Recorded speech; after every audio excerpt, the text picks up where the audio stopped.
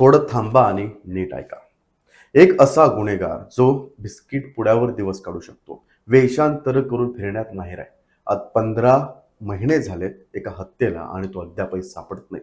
न्यायालयानं विचारणा केल्यानंतर सीआयडीने त्याच्यावर 1,00,000चं बक्षीस ठेवलं. हो, मी बोलतोय ते म्हणजे सरपंच संतोष देशमुख यांच्या हत्येतला जो एक आरोपी आहे, वाल्मिक कराडच्या टोळीतला, तो म्हणजे कृष्णा आंधळे. पूर्ण नाव आहे कृष्णा शामराव आंधळे. हा कृष्णा कुठचा रहिवासी आहे तर बीड जिल्ह्यातल्या धारूर तालुक्यातल्या महिंदवाडी गावातला 27 वर्षांचा तरुण. मात्र तपास यंत्रणांना अद्यापही ही व्यक्ती संतोष देशमुखांच्या हत्येनंतर 15 महिने झाले सापडत नाहीये. हत्या कधी झाली होती? 9 डिसेंबर 2024ला. कशामुळे झाली होती संतोष देशमुखांची हत्या? तर तिथली जी एक लवादा नावाची एक पवन ऊर्जा निर्मिती करणारी कंपनी आहे, त्या कंपनीच्या व्यवस्थापकाला 2 कोटी रुपयांची खंडणी जी आहे या टोळक्यांनी मागितली. टोळीत कोण होतं? सुदर्शन घुले, चाटे आणि हा कृष्णा आंधळे. तर ती खंडणी द्यायला त्यांनी नकार दिला किंवा त्यात मध्यस्थी म्हणून ज्यावेळेस संतोष देशमुख गेले त्यावेळेस वाल्मिक कराडचा आदेश होता असं म्हणतात की जोही खंडणीच्या मधात येईल त्याला आडवं करा.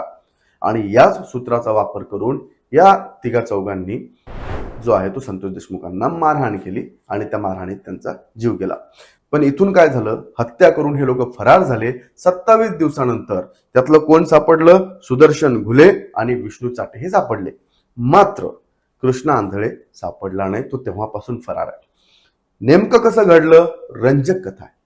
मी तुम्हाला सांगतो, रंजक म्हटल्यापेक्षा तर तपास यंत्रणांना लाज आणणारी गोष्ट आहे की हे जे आहेत आरोपी जे आहेत हे संतोष देशमुखांची हत्या झाल्यानंतर एक मारहाण करत असतानाची गोष्ट सांगतो आधी की संतोष देशमुखांना मारहाण होत असताना एक व्हॉट्सअप ग्रुप होता मोकारपंथी नावाचा. या मोकारपंथी ग्रुपवर जे आहे हे संतोष देशमुखांना मारहाण करतानाचा व्हिडिओ कॉल करून त्यानं वाल्मिकला किंवा बाकी त्याच्या टोळक्यातल्या लोकांना दाखवल्याचं म्हटलं जात आहे.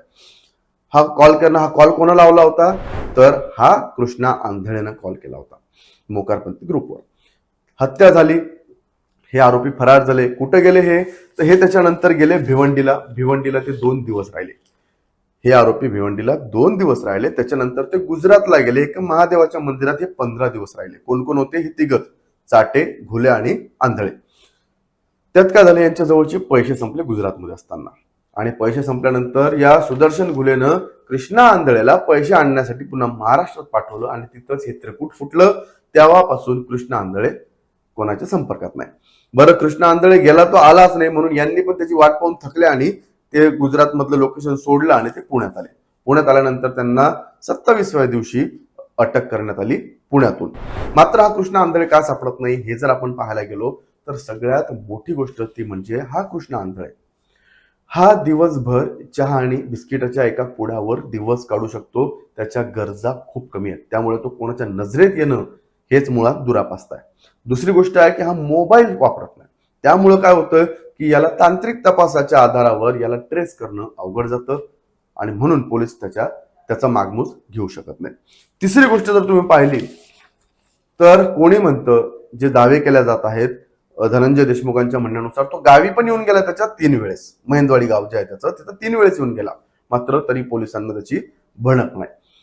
हा भिकारी बनून सुद्धा राहिलेला आहे आणि हा भिकारी म्हणून सुद्धा राहू शकतो. तो कुंभमेळ्यात गेला आहे असंही काहीतरी काही म्हणत होते. तो साधू बनून वेषांतर करून राहतोय असंही म्हटलं जात आहे. तो मंदिर, रस्त्यावर, स्मशानभूमीत कुठेही झोपून त्याचे दिवस काढू शकतो. कारण माग असाच एक गुन्हा घडला होता, त्यावेळेस विष्णू चाटे त्याच्यासोबत होता. बरं, याची पार्श्वभूमी जर पाहिली आपण कृष्णा आंधळेची, तर हा कृष्णा आंधळे जो आहे हा एक शेतकऱ्याचा मुलगा आहे, 27 वर्षांचा. हा संभाजीनगरमध्ये स्पर्धा परीक्षांची तयारी करायचा. मात्र पुन्हा ज्यावेळेस तो गावी गेला त्यावेळेस वीटभट्टीवर जे कामं करणारे कामगार आहेत त्या कामगारांची टोळी तो चालवायला लागला आणि तो तेव्हापासून स्वतःला मुकादम म्हणून घ्यायचा. आता मुकादम म्हणून राहायचा त्याच वेळेस वाल्मिक कराडचा मावस भाऊ असलेला विष्णू चाटेच्या तो संपर्कात आला. विष्णू चाटे सुद्धा मुकादम होता, ऊसतोडीचे वगैरे कॉन्ट्रॅक्ट घेणं वगैरे त्या गोष्टीतला. म्हणजे दोन्ही मुकादम म्हणून जे आहेत ते एकत्र आले. मुकादमी करतानाच यांना राजकीय काम करण्याची संधी भेटली वाल्मिक कराडच्या माध्यमातून. मग राजकीय कामकाज हे करत होते त्याचबरोबर नेत्यांचे व्यवहार सांभाळणं, त्यांच्यासाठी काम करणं, वाल्मिक कराडसाठी खंडणीचं धमक्यांचं काम करणं, यातून त्यानं नाव कमावलं. अर्थातच खूप प्रसिद्धी आहे ती. तो हेच कामं करून कराडच्या जवळ गेला किंवा त्यांचा विश्वास संपादन केला.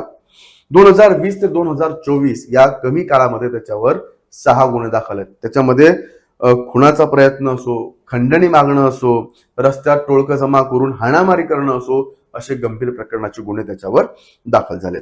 आता याच्यामुळे काय झालं की राजकीय वरदहस्त आपण ज्याला म्हणतो तो हा कृष्णा आंधळेला भेटला तेव्हाची गोष्ट. त्याच्यानंतरच संतोष देशमुखांची हत्या घडवली यांनी कशी झाली हे तुम्हाला सांगितलंच. तेव्हापासून ते आजतागायत हा कृष्णा आंधळे त्याच्या या वैशिष्ट्यांमुळे फरार होण्याच्या कोणाला सापडला नाही. उज्ज्वल निकम या आरोपींच्या विरोधात लढतायत संतोष देशमुखांच्या पक्षाकडून, धनंजय देशमुख जे त्यांचे भाऊ आहेत त्यांच्याकडून. उज्ज्वल निकमांना काढून टाकावं म्हणून यांनी सुद्धा भरपूर इमले रचले.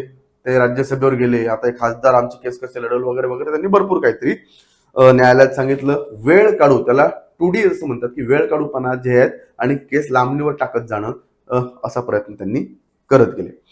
आज न्यायालयानं ज्यावेळेस विचारणा केली त्यावेळेस पोलिसांना शर्मीनं मान खाली घालावं लागली, कारण कृष्णा आंधळे सापडतच नाही. सीआयडी जी तपास करते त्या सीआयडीला शेवटी त्याच्यावर आता 1 लाख रुपयांचं बक्षीस जे आहे ते ठेवावं लागलं. विशेष म्हणजे या कृष्णा आंधळेचे संबंध कर्नाटकात आहेत, महाराष्ट्रात आहेत, गोव्यात आहेत. त्यामुळे मराठी आणि कन्नड भाषेमध्ये त्याच्या ती प्रसिद्धीपत्र म्हणतो किंवा जे वॉन्टेड म्हणून जे पत्रक निघतं त्याचं ते तसं काढण्यात आलंय.